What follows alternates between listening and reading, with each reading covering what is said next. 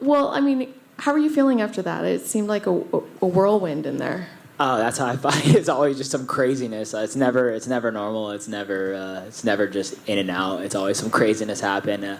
But I feel great, man. It's the first time ever just to make that walk, to make that UFC walk for the first time in front of a crowd and in front of an audience, and just play my song, and then and then I have the rare circumstances that I was able to get fans by the time I was able to make my first walk. So it was just a moment I dreamed of my whole entire life, man, and I just wish I could relive it, honestly.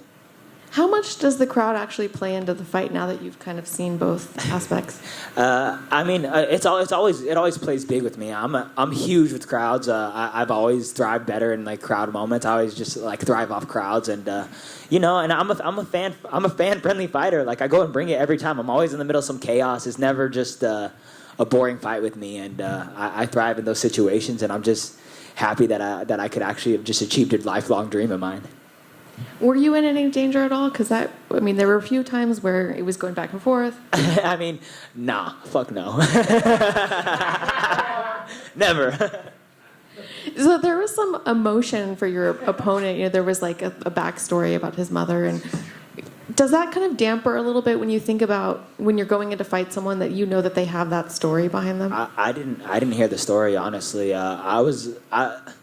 I have a really big special place in my heart for Matt Schnell. I've watched him forever, and man, when I got to the UFC, before I got to the UFC, I won the LFA belt, and he was one of the fighters tweeting. He's like, "Let's go, Brandon Royval! Like Brandon Royval deserves to be signed." And it was one of those fighters. Like I didn't want to fight him. I didn't necessarily want to fight him just because. I like that guy means that guy like in the division is just like he holds a special place. And then I kept telling my coach, I'm like, bro, like I kept putting him on a pedestal. Like I knew I was, and it was just like, I don't know. It's hard not to like, admire a guy like that. He's been around forever, and I didn't hear the story about his mom, but it makes me feel even worse because the moment I won that fight, it was just like I felt good, and then I was so happy, and then I was like, shit, Matt Schnell was like. It seemed like he was having an emotional moment, and I just wanted to hug him, and I didn't know. Did you speak to him at all after? Yeah, I just told him thank you. I thank you for believing in me. Thank you for even mentioning my name when he was in the UFC. You don't have to do when you're a UFC fighter. You don't have to watch the LFA show and then tweet that some of these guys deserve an opportunity. Like you don't have to go out of your way and do that. And he always went out of his way and did that for me. And he's a good guy, man. He was a good guy. He got me a present at weigh-ins. I've never had that like UFC card of myself, and he got me like my UFC card or whatever. And I have that for the first time. I have my UFC card, and it's just like that guy's special, man. What do you want next? I just want the quickest route to the title shot. I heard they're doing an interim title shot between Kai France and Brandon Moreno. Mine and Brandon Moreno's fight was close. I was literally on top of the guy when my shoulder popped out, throwing hammer fist. Kai France, I beat him everywhere. I dropped him and then also choked him out. It's just like, I want to be the backup for that fight, and I deserve my top 5 spot back for sure. Thank you. Thank you. Brandon over here. Congrats on winning maybe the most action-packed 2-minute fight I've ever seen in my life. I mean, that was just ridiculous. When you're in the middle of those crazy sequences of the scrambling and all these submissions, what's it like in that actual moment? Are you even thinking? Hey, Rod Dog always packs 2-minute action.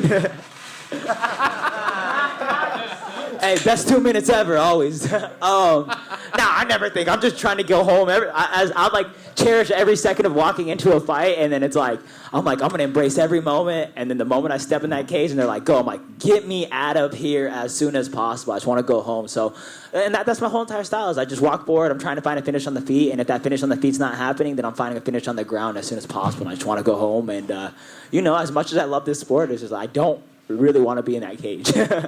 You're a maniac. I love it. He did the double tap. Did you feel like the double tap? Like he had tapped out with both hands? Yeah, I wasn't sure. I think I was feeling him tap originally on that. Like I had the like one arm bar or guillotine, and I was just trying to make that adjustment on my grip. But he was already tapping. But yeah, I didn't notice a double tap at all. Have you ever had that before? Like, have you ever had anybody do that, even in rolling and just practice or anything? The double tap? No, I've never noticed that. Nice. Well done. New one. Last thing for me, I mean, I think you dropped a line in your post-fight interview of, I walk through fire and I don't even get a tan, which to me was one of the best lines I've heard all year. Oh, bro, I said I walk in the fire and walk out with the tan and a cigarette lit. I wish I would have said that part, but, Fantastic. Was that off the top, or did you have already? I was thinking that we were reading this book, and it was you walk into the fire and you kiss the fire. I messed up the quote for sure. Kiss the fire, walk back kissing, walk away whistling. Yeah. You walk into the fire and then kiss the fire and then walk out whistling. And I always feel like that. I'm the king of just putting myself in a firefight. I mean, Gaethje's the king of that, but I'm the flyweight king of that. Just walking into the fire and your boy's trying to get a tan, get that going, and enjoy that Arizona. Congrats, man. Thank you, brother. Brandon over here. I believe you mentioned the interim title fight between Brandon Moreno and Kai Kara France. I believe you fought both of them. How do you see that fight playing out? I don't know, man. If I could play out anyway, it was a close first fight between both of them. But I think Kai Kara France is he looks like his cardio is pretty good. He thrives in it, but I see Moreno winning it, honestly. Is there somebody out of those two, who do you want to face the most, I guess? I want to fight Brandon Moreno next. That would be ideal. I think me and him have unfinished business. I was literally on top of the guy when my shoulder popped out. I mean, he's literally the greatest kid ever. But that being said, I want an opportunity to fight him, man. Just see what happens, and I think we have unfinished business. Congrats on the win. Thank you for your time. What's up, Brandon? Congrats on the win also. How's it going, brother? Pretty good. How did your training camp for Schnell differ, if at all, than your camps for Bontarine or Pantoja? Yeah, I think we're just getting really smart with it. We're getting really smart. I think I was so chaotic early on in my career, and we're getting intelligent. Me and Mark, we're like scientists in there now, or at least he is. I'm just the guinea pig getting operated on, pretty much. But we're getting a little more methodical with it, getting strategies and all that stuff, and. I'm going to go in there and fight no matter what. So I don't think that's a little bit of the issue, is just fine-tuning and then, just getting these skills and just getting these skills dialed in and all that. So nothing too crazy different, but definitely finding the skills up. Definitely. And it seems pretty clear that neither you or Schnell had any animosity for one another. So do you prefer to be in a fight where you kind of hate the guy, have some animosity for him, or do you like it like this where you have such a strong mutual respect for your opponent? The whole flyweight division's so nice. There's pretty much the only person that's dislikable is Figueiredo. The dude looks like such a douche, man.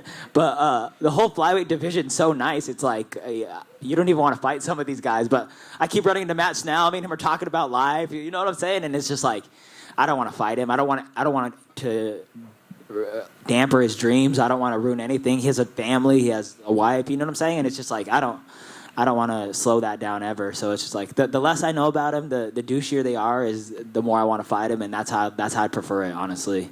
And lastly, after fighting in front of a crowd like this, with the crowd cheering your name, chanting for you, if the UFC comes to you and obviously your next fight back at the Apex, how would you feel about that? Oh man, I'd be so sad. It's the whole entire time when I was with the whole fight week, and I was just thinking I just want an opportunity to just gain the opportunity to just make them want me to fight in front of a crowd. I had people cheering for me, and I'm always in crazy fights.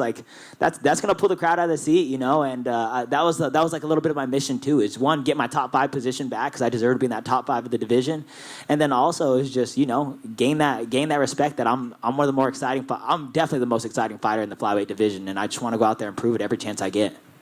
That's why I dropped. That's why I got dropped. I was I got to prove this. This is part of it, No, I'm just playing. Thanks, man. Congrats on the win. Thank you, guys.